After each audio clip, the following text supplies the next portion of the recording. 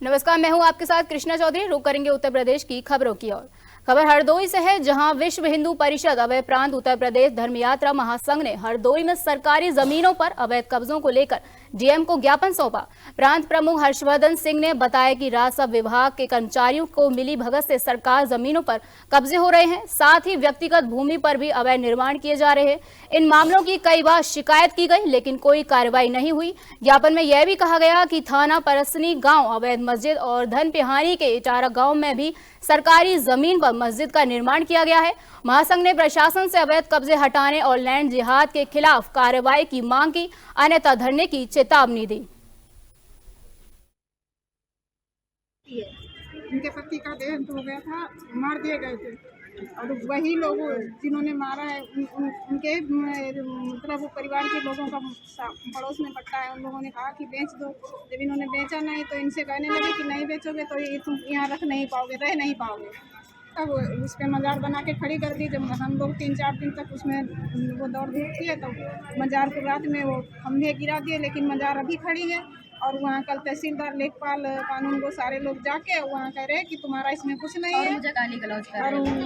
और तिरछा नाप दिया, कह रहा है कि वो तो पट्टेदार का पट्टा मौके पर मौजूद है, उसको कह रहे वो तो हमारे क्या लेखपाल भी कह रहा कि बेच दो? लेखपाल भी कह रहा बेच दो, और मुझे गाली गलौज कह रहे हैं कि हमारी सहमति से हुआ था ये सीधा पट्टा, हमारा पट्टा तो नक्शे में तिरछा है, हम तिरछा लूंगा। और वहाँ भी मौके पर उनकी जमीन मौजूद है पूरी, फिर भी वो एक्स्ट्रा जमीन मांग रहे हैं। वो नाप किया है, उसने कह रहे कि आप इसमें नहीं बरतोगे, इसमें तार भी नहीं लगाओगे, खंभे भी नहीं गाड़ोगे, चाहे जानवर तुम्हारी सारी खेती खा जाए। अपनी खेती में रहो, तुम्हारी उधर है, इधर आगे नहीं है, आगे तो मेरा पट्टा है। बताइए, आज आप लोग प्रदर्शन किया? आज हम लोग जिलाधिकारी महोदय से मिलकर के मांग किए हैं कि जनपद में सरकारी ज़मीनों पर या प्राइवेट ज़मीनों पर किसी पर भी मस्जिद और मज़ारों का निर्माण नहीं होना चाहिए। जनपद हरदोई में इटारा में एक भव्य मस्जिद 2-3 करोड़ की लागत से बन चुकी है और वो सरकारी ज़मीन पर है। ऐसे ही परसनी में भी एक भव्य मस्जिद बनी हुई है सरकारी ज़मीन पर। अभी एक ये बेसहारा बेचारी खड़ी हुई है, इसके खेत पर जो है ज़बरदस्ती कब्जा करके वहाँ मजार बना दी, और उसके बाद जब हटाने की मांग की गई तो क्षेत्रीय लेखपाल और इंस्पेक्टर का रुख जो है बेहद निंदनीय है।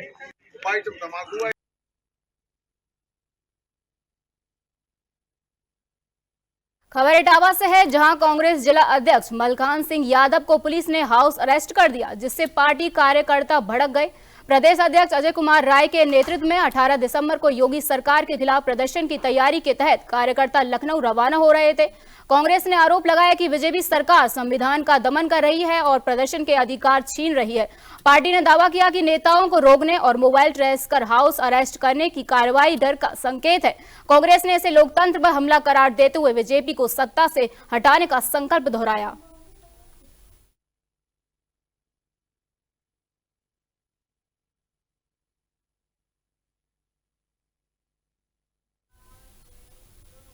खबर हरदोई से है, जहां पासी महासभा का कलेक्ट्रेट में अनिश्चितकालीन प्रदर्शन किया, जिसमें महाराजा सलिहा पासी के नाम को कूटरचित तरीके से इस्तेमाल करने का आरोप लगाया। महासभा के नेताओं ने संडीला की विधायक अलका सिंह पर सरकार धन के दुरुपयोग का आरोप लगाते हुए जांच की मांग की।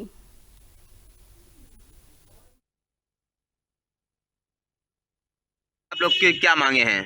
जी, मैं रामबाबू पासी, प्रदेश महासचिव अखिल भारतीय पासी महासभा उत्तर प्रदेश। जैसा कि हमारे समाज के राजा 10-30 के राजा राजपासी राजा कंस के 2 पुत्र हुए, एक मलिया पासी जिन्होंने मलियाबाद बसाया और एक सलिया पासी जिन्होंने संडीला बसाया। ये सभी गजेटियर नए पुराने सब में जो है गजेटियर में उनका नाम मिलता है। योगेश प्रवीण की 3 पुस्तकें उनमें नाम मिलता है, पूरे साक्ष्य हैं। और ये 2006 में जो है माननीय कल्याण सिंह के द्वारा ये प्रतिमा बनवाई गई थी, और जिसका पासी समाज ने विरोध किया था। जब उनको जानकारी हुई कि इतिहास में महाराज सलिया पासी नाम है तो उन्होंने उद्घाटन नहीं किया। माननीय राजनाथ सिंह ने इसका उद्घाटन नहीं किया, माननीय मुलायम सिंह ने इसका उद्घाटन नहीं किया, माननीय सुखदेव राजभर ने इसका उद्घाटन नहीं किया। उस प्रतिमा को आज विधायिका अलका सिंह रघुवंशी वहाँ से विधायक बनने के बाद 2 उनके द्वार बनवाए हैं और प्रतिमा का उद्घाटन किया है, वो भी सरकारी ज़मीन पर जो है, और सरकारी धन का दुरुपयोग किया है। आप लोग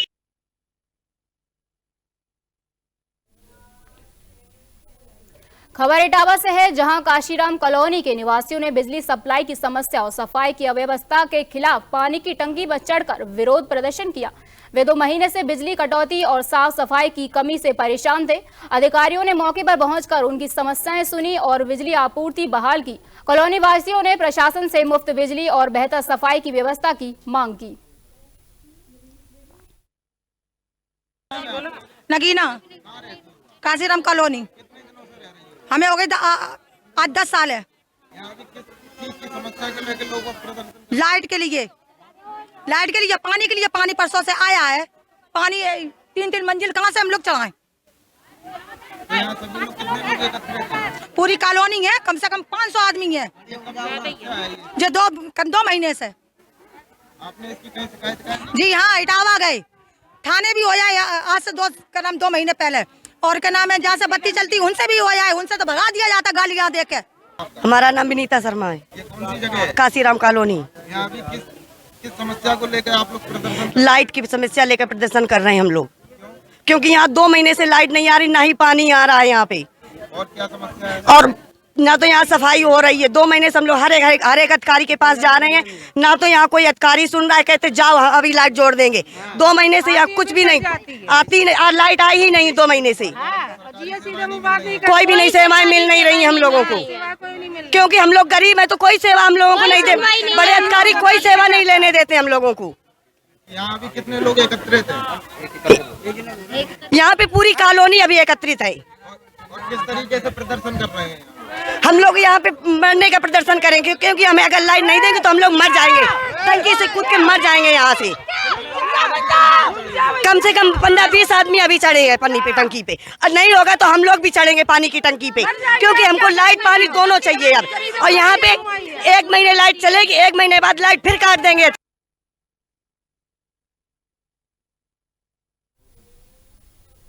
खबर गाजीपुर से है, जहां राजेंद्र नगर कॉलोनी में सरकारी जमीन पर अतिक्रमण हटाने गए तहसीलदार और नगरपालिका टीम के साथ महिलाओं की झड़प हो गई। महिला विरोध के बाद पथराव हुआ, जिससे माहौल तनावपूर्ण हो गया। नगरपालिका परिषद की ईओ अमिताभ वरुण ने बताया कि अमृत सरोवर योजना के तहत पंप हाउस निर्माण के लिए ट्यूबवेल लगाने का प्रयास किया जा रहा है, लेकिन महिलाओं ने विरोध किया और पत्थरबाजी की। इस घटना के बाद एफआईआर दर्ज करने के लिए तहरीर दी गई। ये प्रकरण इस तरह से है कि अमृत योजना के अंतर्गत जलनिगम वाले वहाँ पे पंप हाउस बनवाना चाह रहे हैं। उसके लिए भूमि के लिए हमसे डिमांड की गई थी, तो जिसमें हमने भूमि उन लोगों को वहाँ पे आवंटित कर दी गई थी। वहाँ पे कुछ महिलाएं थी जो मल्ला बस्ती की हैं संभवतः, उनका ये कहना था कि यहाँ पर पार्क बनना चाहिए, जबकि वो पार्क जितनी भी जगह खाली थी उनके द्वारा लगातार वहाँ पे भैंसे और अपनी खोर वोर वगैरह वहाँ पे बनाई हुई है। तो उन लोगों से ये कहा गया था कि चूंकि ये सरकारी ज़मीन है और इसमें यहाँ से आपको ये हटवाना पड़ेगा, पंप हाउस यहाँ पे बनना है। उन्होंने नहीं माना। कई सारे लोग थे, हम लोग तहसीलदार सर थे, पुलिस विभाग था सारा, और जेई जल सभी लोग थे, और उनके द्वारा इस चीज़ को मतलब बिल्कुल डिनाई कर दिया गया कि नहीं, यहाँ से कुछ भी अतिक्रमण नहीं हटेगा। किसी भी परिस्थिति में किसी भी सरकारी ज़मीन पर किसी भी प्रकार का अतिक्रमण नहीं किया जा सकता। ठीक, तो उन्हीं लोगों को हटाने के लिए वहाँ पे जेसीबी वगैरह चलवानी शुरू कर दी। उसके बाद उन लोगों ने पथराव शुरू कर दिया, तो पुलिस ने फिर उसको सिचुएशन को कंट्रोल में किया।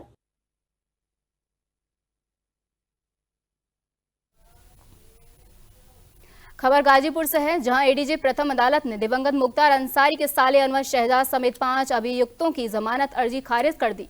यह मामला फर्जी कंपनी बनाकर करोड़ों का फर्जी भुगतान लेने से जुड़ा है। जांच में सामने आया कि मुख्तार अंसारी के प्रभाव का इस्तेमाल कर विकास कंस्ट्रक्शन को गलत तरीके से ठेका और सरकारी सब्सिडी दिलाई गई थी।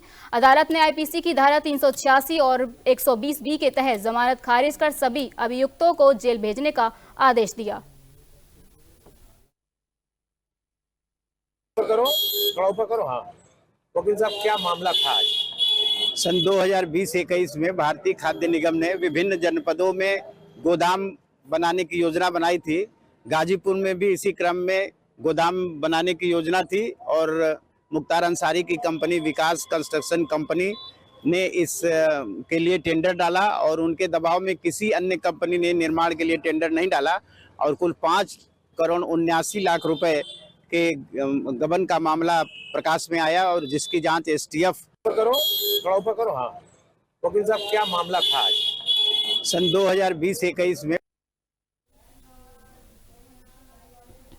खबर सोनभद्र से है, जहां देवरी खुर्द गांव में 13 जिंदा लोगों को सरकारी कागजों में मृत घोषित कर दिया गया, जिससे उनकी वृद्ध पेंशन पिछले 1 साल से बंद हो गई। इन लोगों का कहना है कि सरकार की योजनाओं का लाभ नहीं मिल रहा है और जीवन यापन में मुश्किल हो रही है। ग्रामीणों ने बताया कि जब पेंशन नहीं आई तो पता चला कि सरकारी रिकॉर्ड में उनका नाम मृत दिखाया गया था। जिलाधिकारी बद्रीनाथ सिंह ने इस मामले की जाँच का आदेश दिया है और संबंधित अधिकारियों से रिपोर्ट मांगी है। क्या नाम है आपका? राम खिलावन। पिता का नाम? सुमारू। कौन सी गांव है ये? देवरी कला। ये बताइए, सरकारी कागज पे आप लोगों का नाम मृत दिखाया जा रहा है जी, तो आप भी मृतक हो गए, तो फिर जिंदा कैसे हैं आप? जो मृतक घोषित किया है वो जाने, हम क्या जानेंगे सर। तो आपको जानकारी कैसे हुई कि आप लोग मृत हो गए? हम गए, जो पेंशन हमारी रुक गई नहीं आई तो गए ब्लॉक पर इसका पता कराने। तो वहाँ ब्लॉक अधिकारी बोल रहा है कंप्यूटर से देखकर कि आप जो है मृतक हैं, घोषित किया गया है आपका। पेंशन कब से रुका है आपका?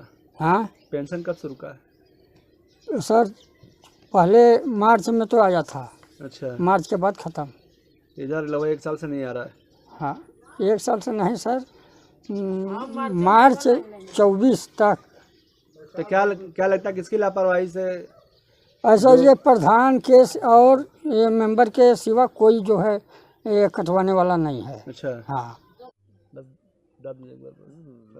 दादा क्या नाम है आपका? संतू। पिताजी का नाम? मुन्नू। कौन सी ग्राम पंचायत है ये? देवरी कला। देवरी कला। हाँ। तो बताया ये जा रहा है कि आप लोगों को सरकारी रिकॉर्ड में मृत घोषित कर दिया गया। हाँ। तो आप लोगों को जानकारी है? हाँ, जानकारी मिले तो नहीं, तब हम जानकारी वहाँ पूछल गल बा। तो कैसे मृत घोषित हो गए आप लोग? अब ये तो बताए, हम कैसे बताई? तो कहाँ आप लोग को जानकारी कैसे हुई? वहाँ कार्यालय गई पर। पेंशन विभाग में? हाँ। अच्छा, फिर क्या पूछा आपने? और किस काम से गए थे? पेंशन से। पेंशन? हाँ, पेंशन पेंशन हमन के रुकल बा, का मतलब से नहीं रुकल, का मतलब से नहीं मिलत। कब से रुका है? साल भर से। अच्छा, क्या बताया गया विभाग से आप लोगों को? कहीं तुम लोग का मृत्यु हो गई है। मौत हो गई? हाँ, मौत है, मृत्यु लिखी गई है। अच्छा, मतलब सरकारी कागज में आप लोगों को मृतक घोषित कर दिया गया? हाँ। वृद्धावस्था पेंशन के संबंध में कुछ लोग ग्रामीण कल हमारे पास आए थे। उन्होंने इस तरीके की शिकायत की है कि वो अभी जीवित हैं लेकिन उनकी पेंशन बंद हो गई है। उसमें समाज कल्याण अधिकारी को जांच के लिए निर्देशित किया गया है और जिन अधिकारियों के रिपोर्ट के आधार पर उनकी पेंशन बंद हुई है उनके संबंध में भी रिपोर्ट मांगी गई है, उनके बारे में कार्रवाई की गई है। कितनी संख्या है, कोई जानकारी मिल पाई है क्या? लगभग 12 के आस। खबर आगरा से है, जहां बिल्डर प्रखर गर्ग के ठिकानों पर ईडी ने छापेमारी की, जिसमें नोएडा समेत अन्य जगहों को भी कवर किया गया। प्रखर पर धोखाधड़ी और चौथ वसूली के 2 दर्जन से अधिक मुकदमे दर्ज हैं। हाल ही में बैटरी व्यवसायी अरुण सोंधी ने 9 करोड़ की धोखाधड़ी का केस दर्ज कराया था। प्रखर गर्ग पूर्व में चेक बाउंसिंग के मामले में जेल जा चुका है।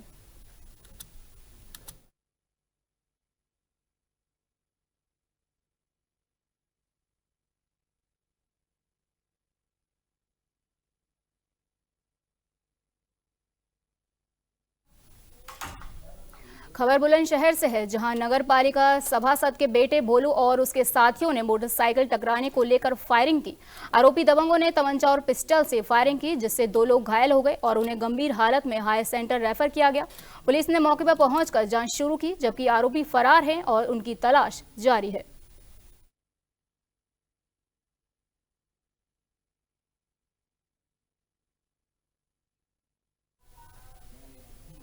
खबर बुलंदशहर से है, जहां पहासू थाना क्षेत्र में काली नदी के पास सड़क हादसे में एक व्यक्ति की मौत हो गई, जबकि 2 गंभीर रूप से घायल हो गए। हादसे के बाद ट्रैक्टर ट्रॉली चालक मौके से फरार हो गया।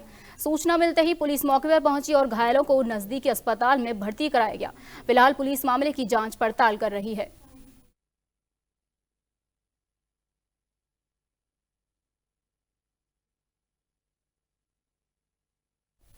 खबर सोनभद्र से है, जहां केवाल गांव में खेलते समय 2 मासूम बच्चे सेफ्टी टैंक में गिर गए। टैंक का ढक्कन टूटने से वह हादसा हुआ। बच्चों की चीखें सुनकर परिजन और गांव वाले मौके पर पहुंचे और दोनों बच्चों को काफी मशक्कत के बाद बाहर निकाला गया। उन्हें सीएचसी लाया गया, जहां डॉक्टर ने उन्हें मृत घोषित कर दिया। बच्चों की मौत से परिवार में मातम का माहौल है और परिजनों ने पोस्टमार्टम कराने से इनकार कर दिया और शव को बिना पुलिस सूचना के घर ले गए।